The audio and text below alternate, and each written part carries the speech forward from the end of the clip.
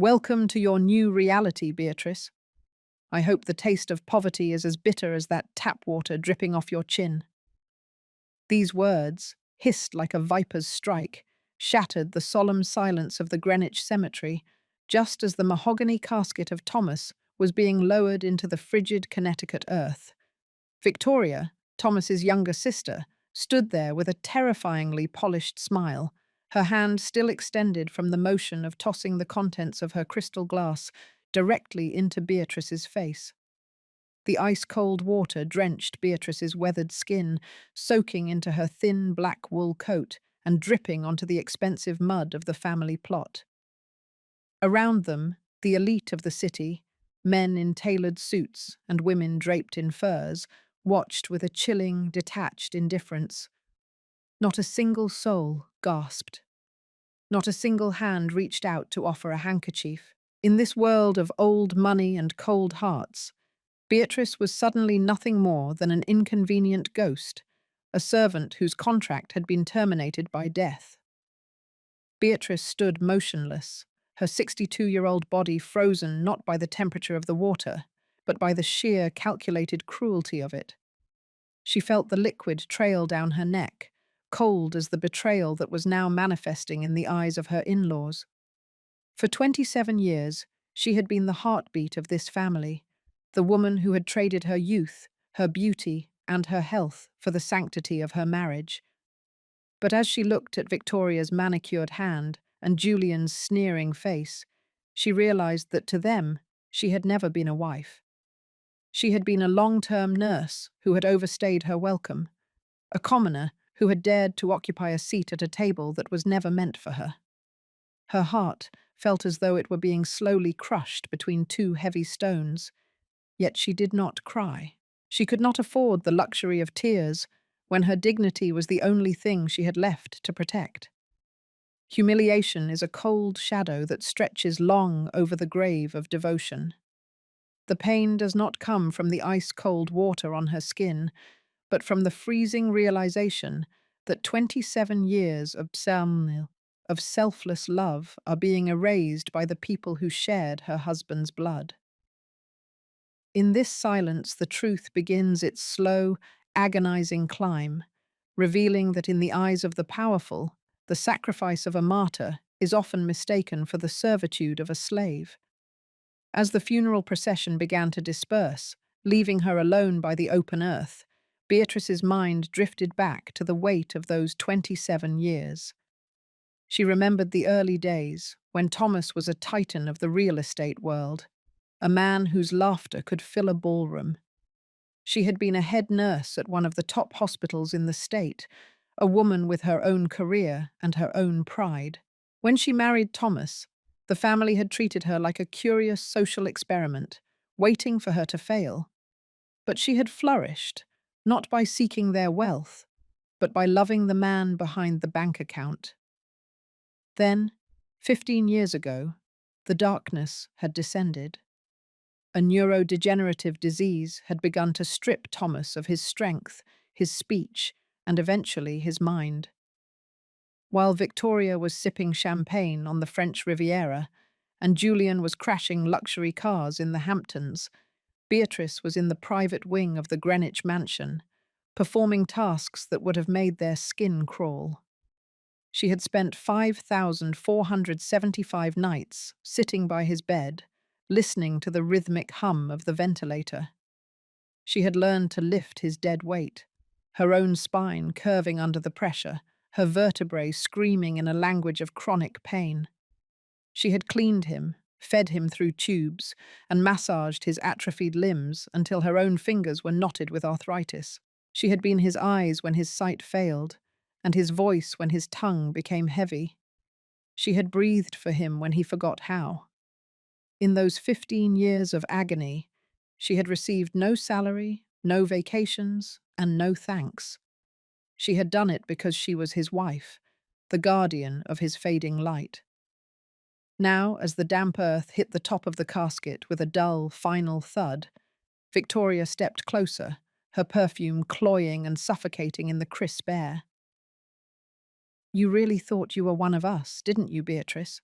she whispered, her voice a sharp contrast to the mourning veil she wore. You spent 15 years playing the saintly martyr, hoping for a massive payday at the end. But Thomas wasn't as foolish as you thought. He knew you were just a common nurse who saw an opportunity. My brother died long ago. What you've been tending to was just a shell. And now that the shell is buried, so is your access to this life. Julian, standing just behind his mother, adjusted his silk tie and looked at Beatrice with a mixture of disgust and triumph. The penthouse, the cars, the accounts, they're all being audited, Julian added. We've already called the locks company. Don't bother going back to the house to pack your rags. We'll have them sent to a shelter. It's more fitting for your station. Beatrice felt a tremor in her knees, a physical manifestation of the spiritual exhaustion that had been building for over a decade. Her hands, calloused from years of manual labor and frequent washing with hospital-grade disinfectants, clutched her modest purse. She looked at her nephew, a boy she had once bought birthday gifts for with her own small savings, and saw only a stranger. The cruelty was so thick she could almost taste it, like copper in her mouth. They were treating her as if she had stolen the air she breathed. They were dismissing a lifetime of devotion as a calculated heist. The irony was a jagged blade in her chest. She had spent more time caring for Thomas's dignity than they had spent even thinking about his existence. The physical toll of her sacrifice began to ache with a renewed intensity. Her lower back throbbed, a reminder of the night she had caught Thomas as he slipped from his wheelchair, saving him from a broken hip, but tearing the muscles in her own hip. Her eyes, clouded from thousands of hours of dim light and sleepless vigils, struggled to focus on the sharp edges of Victoria's face. She was a woman who had given everything, only to be told that her everything was worth less than nothing. The family's laughter, muffled but present as they walked toward their waiting limousines, sounded like the cackling of crows over a battlefield. They were celebrating his death because it meant their inheritance was finally within reach, and they were celebrating her downfall because it satisfied their twisted sense of class superiority. Beatrice looked down at the mud on her shoes. These were the same shoes she had worn to every doctor's appointment, every emergency room visit, and every quiet night in the garden with a husband who could no longer remember her name. She felt a sudden, overwhelming sense of vertigo. The world of Greenwich, with its stone walls and iron gates, felt like a prison that was finally ejecting her. But as she stood there, drenched and humiliated, a small, flicking ember of something other than grief began to glow in the deepest part of her soul. It was not anger, not yet. It was the quiet, steady pulse of a woman who had seen the very worst of life and survived it. She had faced death every day for 15 years. What was a little ice water and a few cruel words compared to the silence of a dying man? Victoria turned back one last time before stepping into her black town car. Oh, and Beatrice, don't bother calling the lawyers. The prenuptial agreement you signed 27 years ago was very specific. You get nothing from the estate if Thomas died while under a certain level of care. And since we've decided that your nursing was actually a form of negligence that sped up his passing, we're contesting every penny. Welcome to the life you were always meant to have. Welcome to the streets. The car door slammed, a final punctuation mark on the life Beatrice had known. The tires kicked up gravel as the vehicle sped away, leaving her in the settling dust of the cemetery. She was alone now. The gravediggers had begun their work in earnest, their shovels moving with a mechanical rhythm that ignored her presence. Beatrice looked at the empty space where the cars had been, then at the mound of dirt that now covered the only man she had ever loved. She felt the weight of her 27 years of marriage pressing down on her, not as a burden, but as a testament. She had been a wife. She had been a protector. She had been a saint in a house of sinners. The water on her face was drying, leaving a tight, salty sensation on her skin. She began the long walk toward the cemetery gates, her gait slow and heavy, her heart a bruised but beating drum. She had no home to go to, no money in her pocket, and no family to call. But as she reached the iron gates, she didn't look back. She walked out into the cold Connecticut afternoon, a sacrificial martyr who had been cast out, unaware that the very man she had buried had left behind one final secret, a truth that would eventually turn their crystal world into shattered glass. In the eyes of the world, she was a pauper, but in the silence of her own conscience, she was the only one who was truly free. The long suffering had reached its peak, and though the path ahead was dark, Beatrice moved forward with the quiet, terrifying strength of a woman who had nothing left to lose and an entire soul to reclaim. Her journey through the valley of humiliation had just begun, but the first step was taken with a dignity that no amount of thrown water could ever wash away. The 7-mile walk from the cemetery back to the mansion felt like a journey through 1,000 years of forgotten history. Every step Beatrice took on the asphalt of the winding Connecticut roads sent a jolt of lightning through her lower back, a sharp reminder of the 15 years she had spent lifting Thomas's limp body from his bed to his chair. Her 62-year-old knees, worn down by decades of standing on hard hospital floors, and then the cold marble of the estate, clicked with a rhythmic, agonizing sound. The cold wind off the sound whipped through her thin coat, but she barely felt the chill on her skin. The true cold was radiating from within her chest, where her heart felt like a hollow vessel filled with ash. She passed the manicured hedges and the stone walls of their neighbors, people who had invited her to tea for 27 years, yet not one car stopped to offer her a ride. She was already invisible. She was already a ghost to the world of the wealthy. When she finally reached the towering wrought iron gates of the estate, she reached for the keypad with a trembling hand. She entered the code, the same sequence of numbers she had used since she first arrived as a young bride, but the red light blinked 3 times with a mocking, mechanical beep. Access denied. The realization hit her like a physical blow. Victoria hadn't been bluffing. The locks had been changed before the dirt had even settled on Thomas's grave. Beatrice leaned her forehead against the cold iron bars, her breath hitching in her throat. She looked up the long, winding driveway toward the house she had called home for nearly 3 decades, the house where she had managed the staff, curated the gardens, and eventually turned the master suite into a private hospital room. The lights were blazing in every window, glowing with a warmth that was no longer hers to claim. The gates groaned open, not to let her in, but to allow a locksmith's van to exit. Standing just inside the threshold were Victoria and Julian, looking like a pair of vultures guarding a fresh kill. Victoria held a long, slim cigarette in one hand and a stack of legal documents in the other. Behind them, piled on the wet gravel of the driveway, were 4 black industrial trash bags. They were tied with cheap yellow twine, bulging with the irregular shapes of a life discarded. Julian stepped forward, his eyes gleaming with a malicious delight as he checked his watch.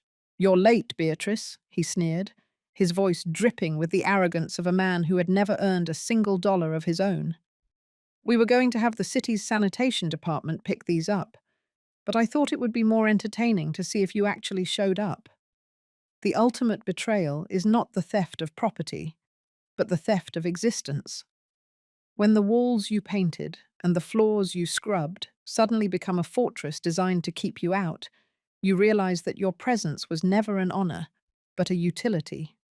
In the eyes of the cruel, a wife's devotion is merely a service rendered without a receipt, a memory erased the moment it becomes a financial liability."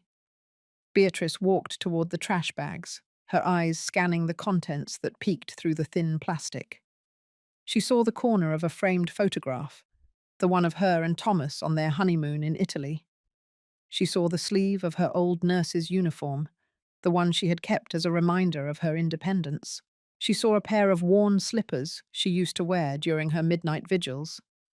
These were her treasures, the fragments of a 27-year devotion, now reduced to the status of refuse.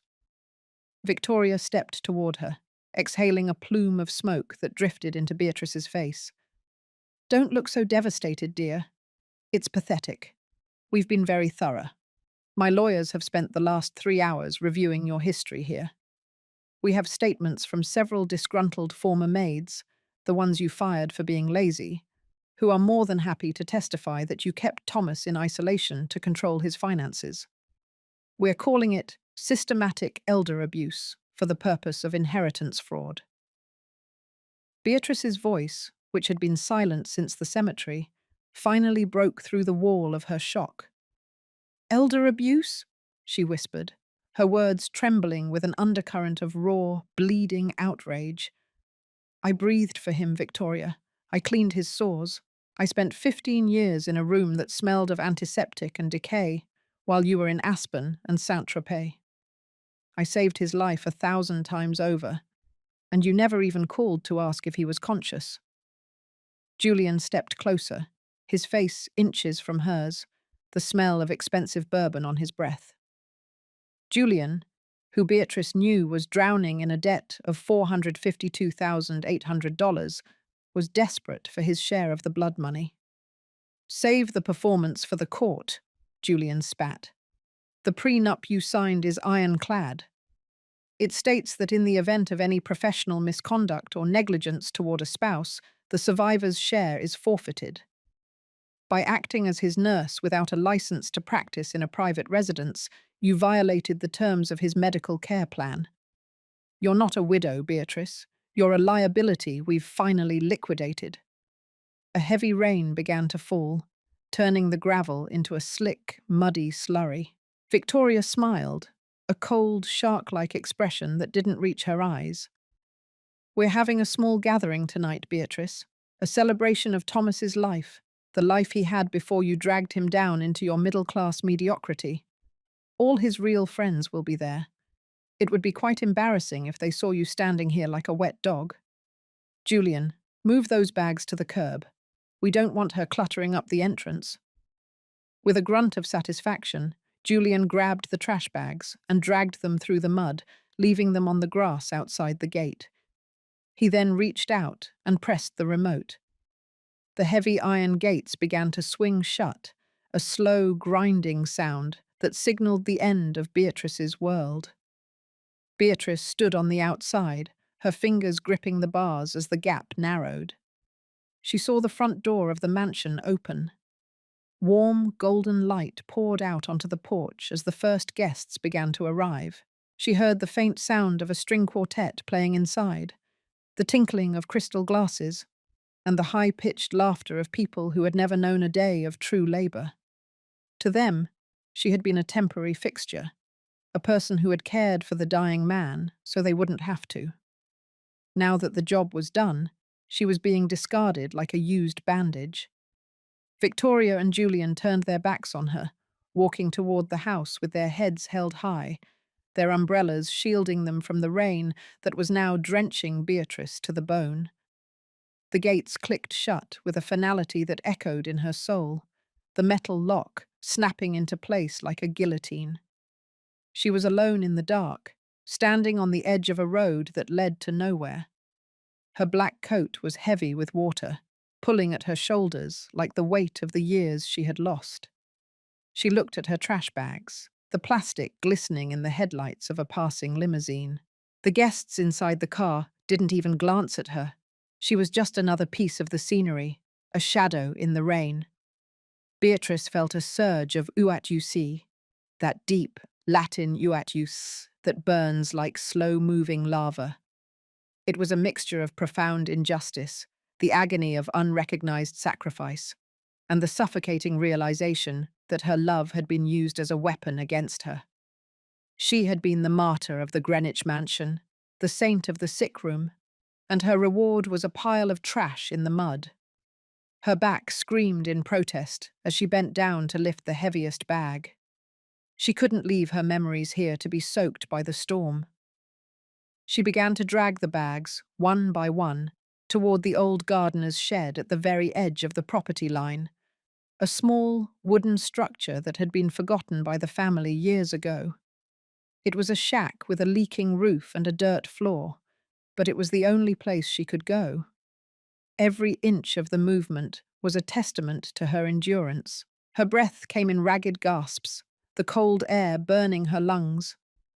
She was a woman who had once been the mistress of a $20 million estate, and now she was a squatter in a shed, surrounded by the plastic-wrapped remains of her dignity. Inside the shed, the sound of the rain on the tin roof was deafening. Beatrice sat on a wooden crate, her hands shaking so violently she had to tuck them under her armpits to keep them still. She could see the mansion through the cracks in the wooden slats. The party was in full swing now. She saw shadows dancing behind the silk curtains, the shadows of the people who had just buried her husband and were now drinking his wine. She thought of Thomas, of the way he used to look at her before the disease took his eyes. She thought of the promises he had made her in the quiet hours of the night. Had it all been a lie? Had he truly left her at the mercy of these wolves? The long suffering had become a physical presence in the room, a thick, suffocating fog of grief and betrayal. She was a ghost watching her own funeral, a woman whose 27 years of devotion had been sold for a stack of debt-ridden inheritance. But as she sat there in the dark, her eyes fixed on the house of her enemies, the UATUC began to transform. It was no longer just a weight, it was becoming a foundation. The sacrificial martyr was dying in the rain, and in the hollow silence of the gardener's shed, something harder, colder, and far more dangerous was beginning to take shape. She would wait. She would endure. For she knew better than anyone that the most powerful storms are the ones that begin in total silence. The gardener's shed was a tomb of rotting wood and forgotten tools, a stark contrast to the $12,600,000 trust fund that Victoria believed she had already secured. Beatrice huddled in the corner, her fingers blue with cold, as she pulled a ragged blanket from one of the black trash bags. The rain drummed a frantic rhythm on the tin roof, a sound that seemed to mock the elegant string quartet still playing in the mansion just a few hundred yards away. As she moved her old medical bag, the one she had used to carry Thomas's emergency supplies, a heavy metallic thud echoed in the small space. Tucked into a false bottom of the bag, hidden beneath layers of sterile gauze and expired bandages, was an iron box. It was cold to the touch, its surface scarred and blackened by time. Beatrice remembered the day Thomas had handed it to her, 3 months before his speech finally failed entirely. "Keep this with you, Bea," he had whispered, his eyes wide with a lucidity that had frightened her at the time. "Don't open it until the world goes dark." The world was pitch black now. With trembling hands, she forced the latch open. Inside lay a digital voice recorder and a thick stack of handwritten letters, their edges yellowed by the damp air of the sick room. She pressed the play button on the recorder. At first, there was only the sound of a ventilator huffing in the background, a ghost of a sound that made Beatrice's heart stop. Then, Thomas's voice emerged, raspy and thin, like dry leaves skittering across a pavement. "Beatrice," the voice said, "if you are hearing this, then Victoria has already cast you out.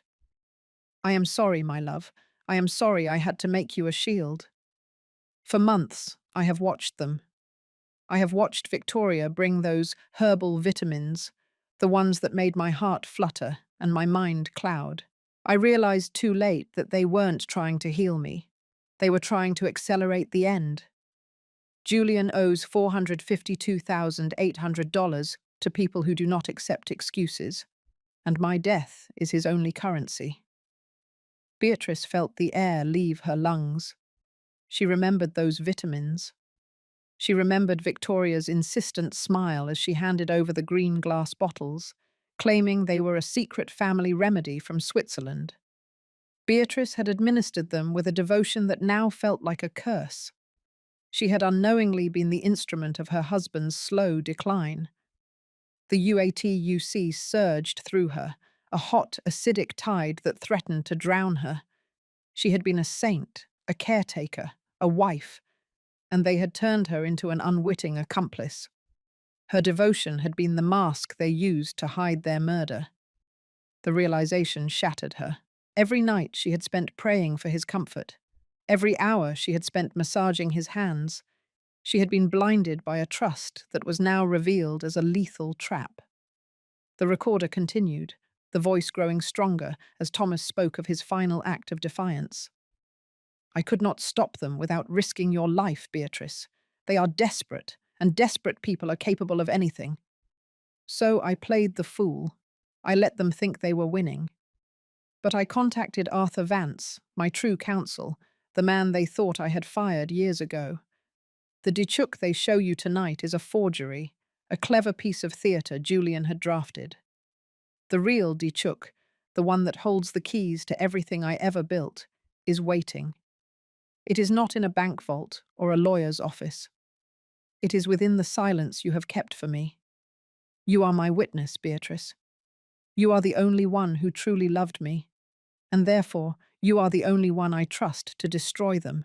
Beatrice stared at the spinning reels of the recorder, her reflection in the glass of the device looking like a stranger. The woman who had walked into this shed was a broken widow, a sacrificial martyr who had been crushed by the weight of an ungrateful family. But as the truth settled into her bones, that woman began to dissolve. The pain in her back, the cold in her feet, the humiliation of the water thrown in her face, all of it began to recede, replaced by a crystalline, terrifying purpose. She wasn't just a victim anymore. She was the executor of a dead man's vengeance. She looked at the letters, which detailed the bank accounts Julian had tried to drain, and the emails Victoria had sent to shady doctors. Thomas had been a prisoner in his own body, but he had spent his final year building a cage for his captors. True betrayal is never a single blow. It is the violent unraveling of a lifetime's worth of devotion. When the very foundation of one's existence is rooted in selfless love, the discovery of such calculated cruelty acts as a spiritual extinction. It is the precise moment when the victim's internal compass shatters, leaving no North Star to guide the soul back to its former innocence.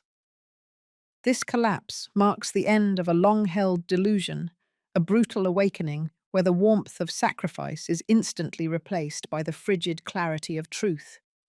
In this hollow silence, the martyr dies, and a witness to reality is born. The silence in the shed was no longer empty. It was heavy with the weight of a coming storm.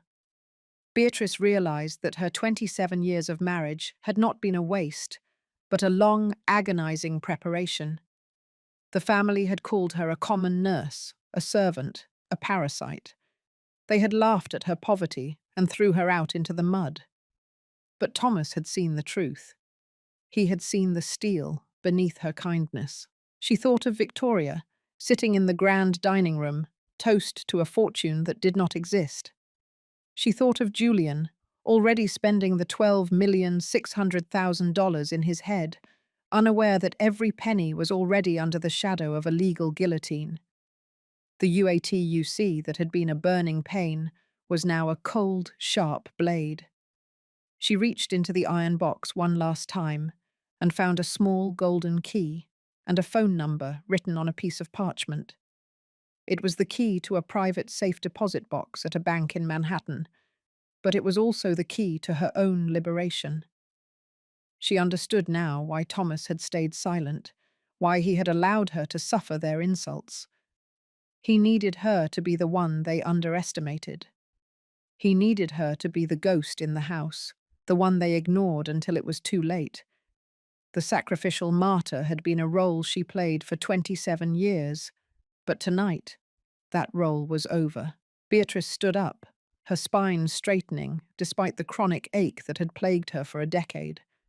She felt a strange, cold energy flowing through her limbs, a sense of power she had never known. The rain continued to lash the shed, but she no longer felt the cold.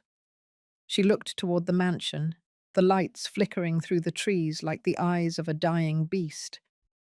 They thought they had won. They thought they had buried Thomas and discarded Beatrice like a used bandage.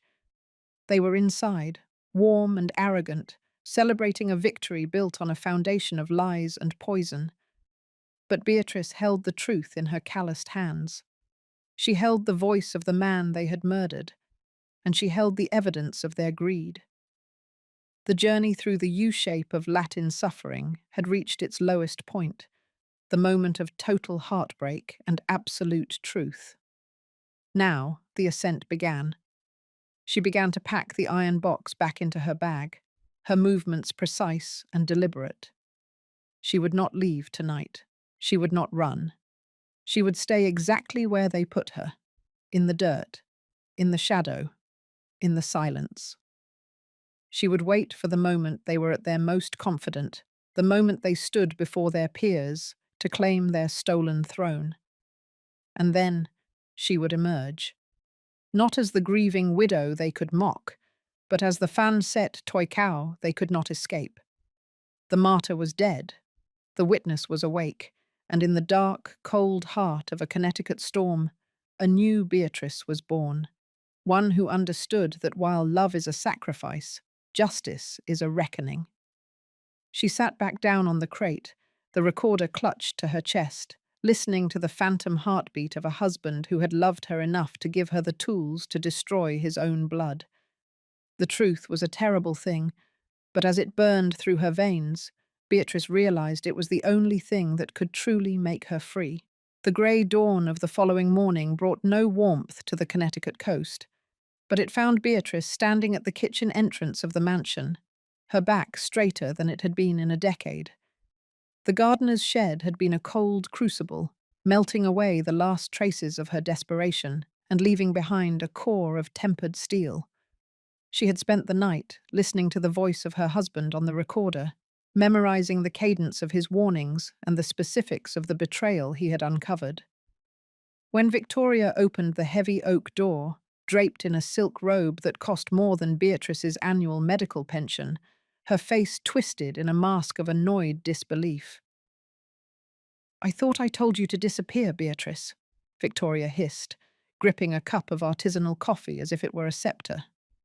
"The garbage truck will be here in an hour to take the rest of your rags. Why are you standing on my doorstep like a persistent debt?"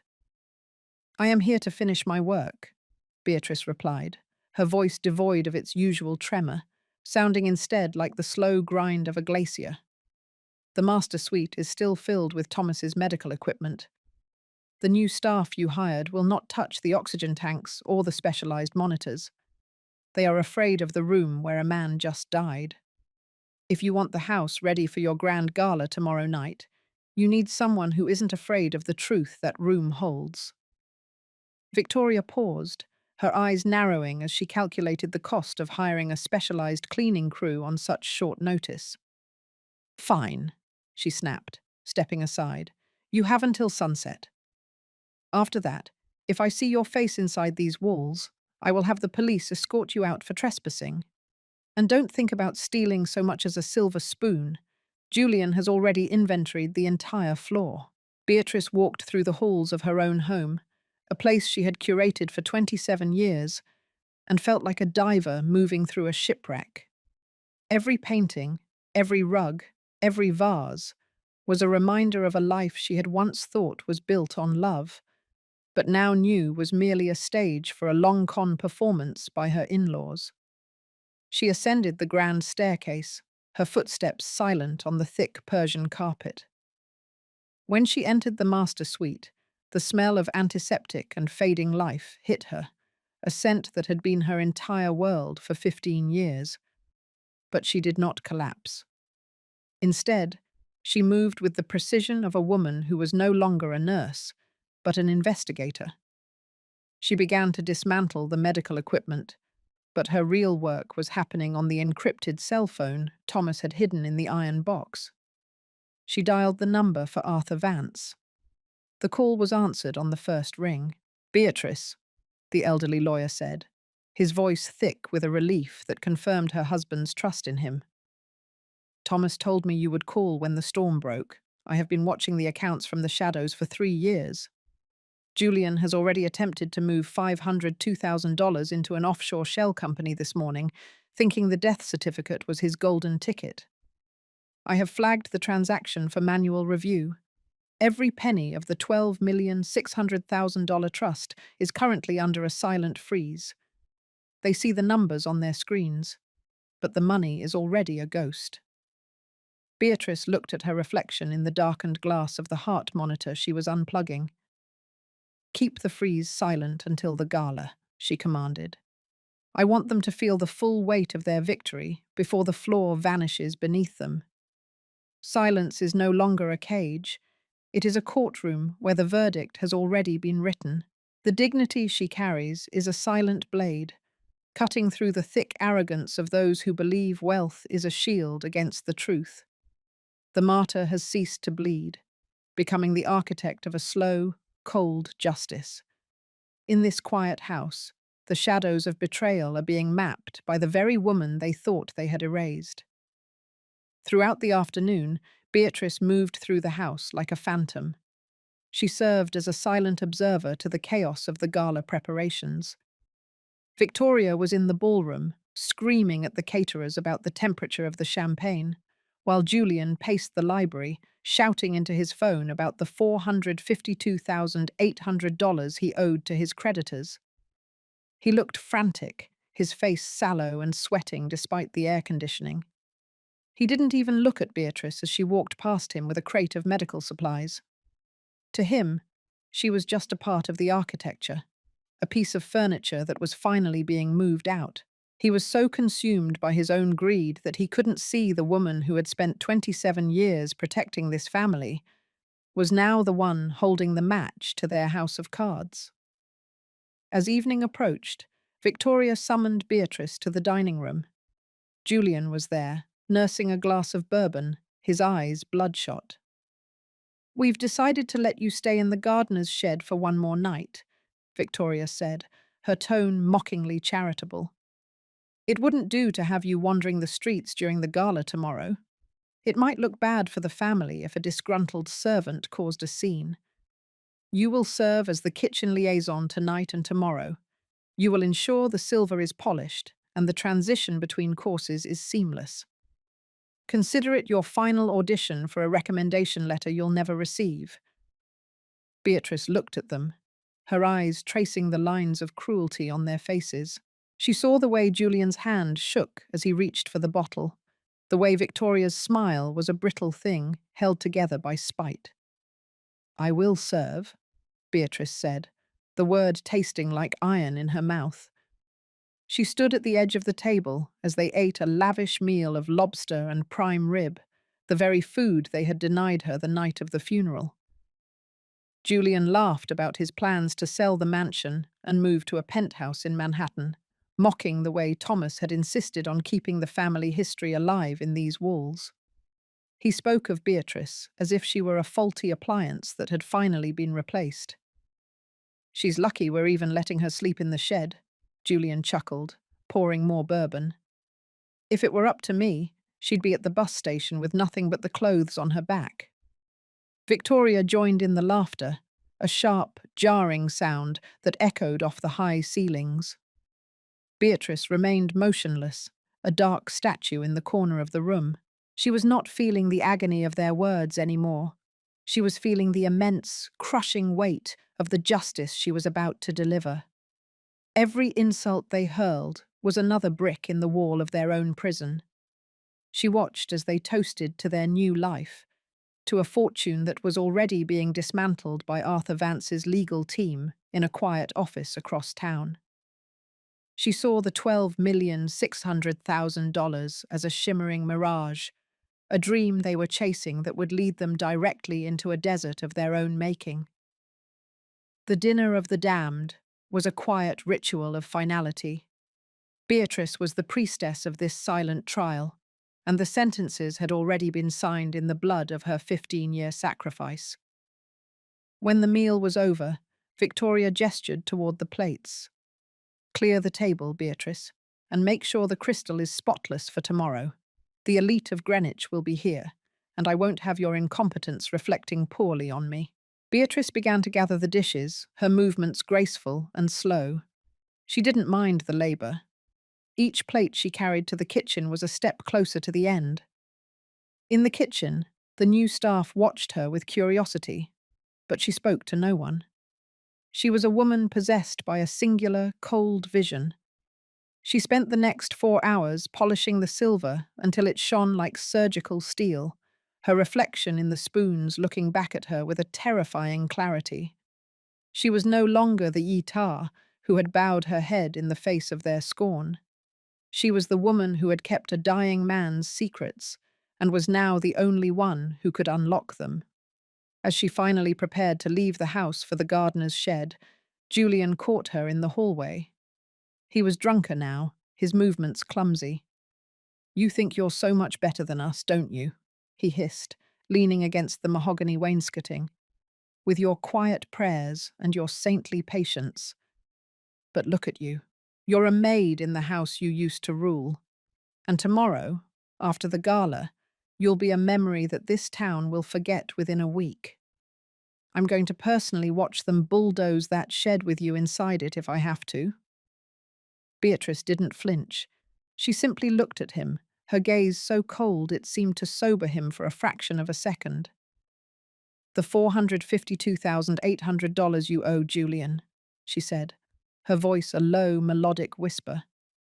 "I hope you have a plan for when the creditors realize the trust is empty." Julian's face went pale, his mouth hanging open as he searched for a retort. "How do you—" he began. But Beatrice was already walking away. She stepped out into the cool night air, the heavy kitchen door closing behind her with a soft, final thud. She walked toward the gardener's shed, but she didn't feel like a squatter. She felt like a queen visiting her troops before a decisive battle. Inside the shed, she opened the iron box one last time, checking the documents and the recordings. Everything was ready. The gala would be the stage.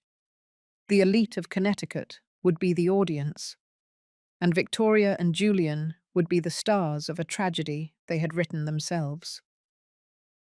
Beatrice sat on the crate, the darkness of the shed around her like a protective cloak. She closed her eyes and saw the faces of the people she had cared for, the patients she had saved, the husband she had loved. She was doing this for them, and she was doing it for the woman who had been Hatnuk Vaumat at a grave. The silent storm had reached its peak intensity, and tomorrow the lightning would finally strike. The mansion of Greenwich was transformed into a cathedral of shimmering glass and cold, calculated vanity for the annual charity gala. Over 300 guests, the absolute pinnacle of Connecticut's elite, moved through the ballroom like schools of tropical fish, their diamonds catching the light of the massive crystal chandeliers. Victoria stood at the center of the room, draped in a gown of midnight blue silk that cost $34,000, her laughter ringing out as she accepted condolences that felt more like congratulations. Beside her, Julian looked radiant in a custom tuxedo, though the frantic twitch in his left eye betrayed the $452,800 in debt that was currently clawing at his throat. They were hours away from officially claiming the $12,600,000 trust, and the air of triumph was so thick it was almost suffocating. Beatrice stood in the shadows of the service entrance, wearing the same modest black dress she had worn to the funeral. She held the iron box close to her chest, her fingers tracing the scars on its metal surface. She watched as Victoria stepped onto the small marble dais, raising a vintage champagne flute to silence the room. "My friends," Victoria began, her voice dripping with a practiced, mournful grace, "tonight we honor my brother, Thomas. He was a man of tradition and excellence, And while his final years were clouded by the unfortunate influence of those who sought to exploit his weakness, tonight we reclaim his legacy. We are establishing the Thomas Family Foundation to ensure that his wealth remains where it belongs, in the hands of those who truly understand the responsibility of such a name. The room erupted in polite applause, but Victoria wasn't finished. She looked toward the kitchen door, her eyes finding Beatrice with a predatory gleam.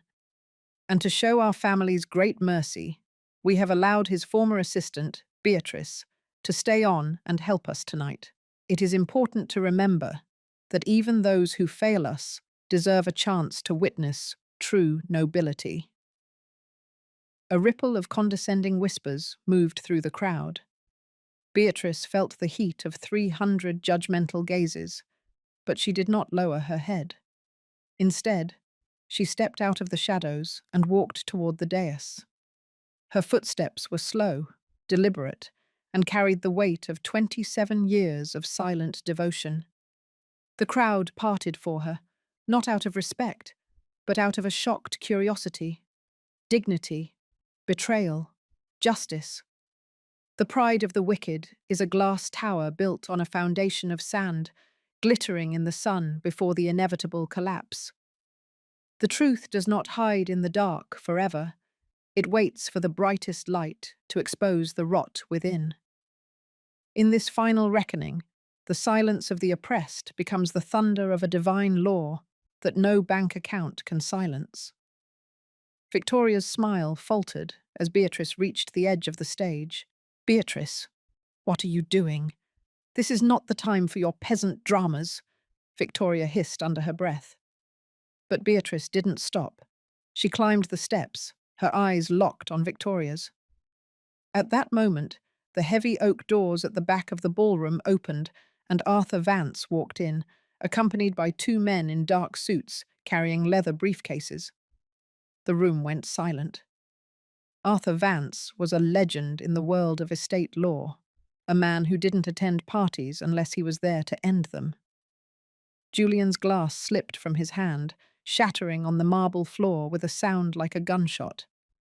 "Victoria," Beatrice said, her voice amplified by the microphone on the podium, "you spoke of Thomas's legacy.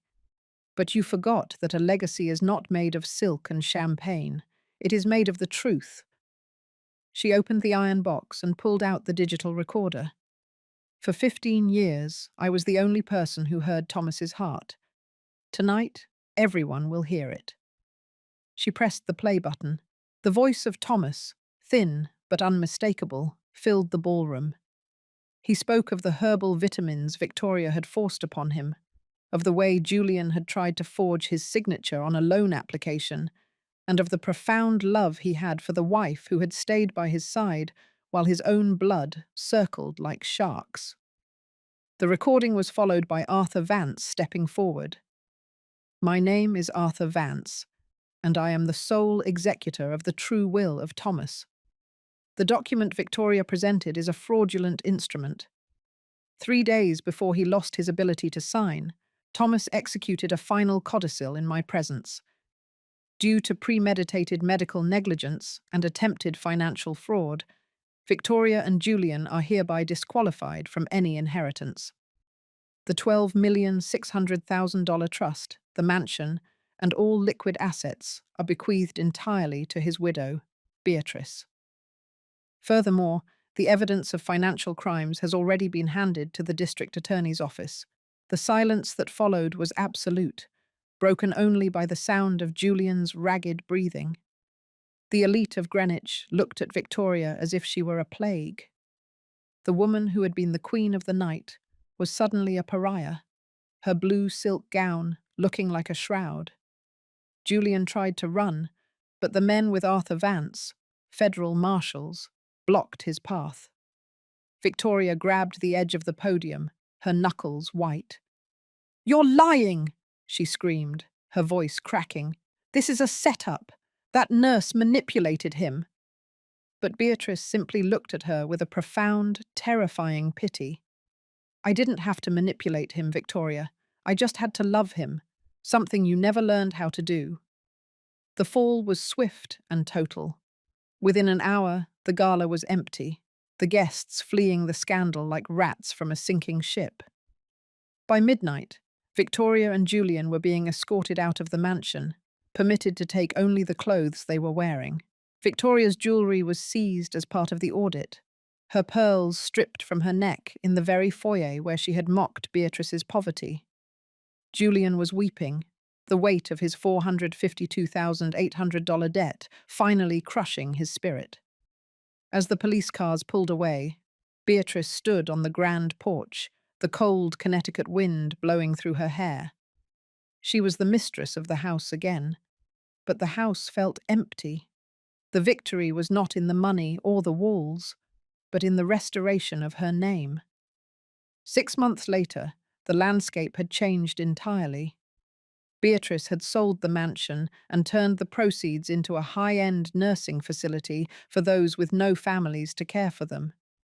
She lived in a small, elegant cottage by the sea, surrounded by a garden she tended with her own hands. In a strange twist of fate, the path to redemption for Victoria and Julian had begun in the dirt.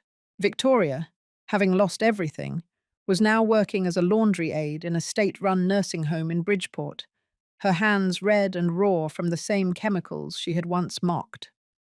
Julian was working as a construction labourer on a bridge project, his soft hands now calloused, his days spent in the honest sweat he had spent a lifetime avoiding.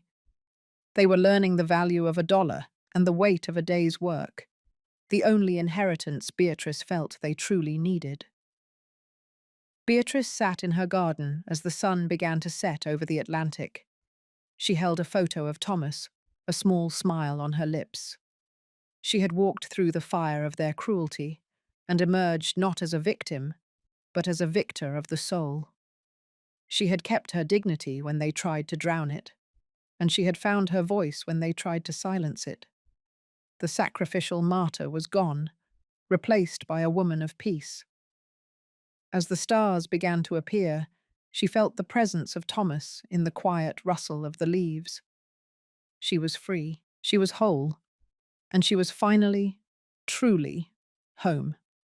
Thank you for staying with this story to the very end. If you were in her place, what would you do when the people you loved treated you like a burden and called it family? Share your thoughts in the comments, because someone reading them may need that courage today. This story is fiction, created for reflection and conversation. If you want more stories like this, please like, subscribe, and stay close. The journey of Beatrice serves as a profound testament to the necessity of dignity and personal boundaries within the complex dynamics of a family. Her story reminds us that sacrifice, while noble, must never be a silent invitation for abuse or the erasure of one's own humanity. In the high-stakes world of Greenwich, where wealth was often used as a weapon to dehumanize the vulnerable, Beatrice's ultimate victory came not from her eventual inheritance, but from her refusal to let her spirit be broken by the cruelty of others. She demonstrated that true self-worth is an internal fortress that no amount of public humiliation can penetrate. When we allow ourselves to be treated as burdens, we inadvertently give others permission to ignore our value. Beatrice's transformation from a sacrificial martyr into a woman of quiet authority shows that setting boundaries is an act of justice for the soul. Ultimately, her life teaches us that family is defined by loyalty and respect, and that honor is a currency that never loses its value, even in the face of poverty.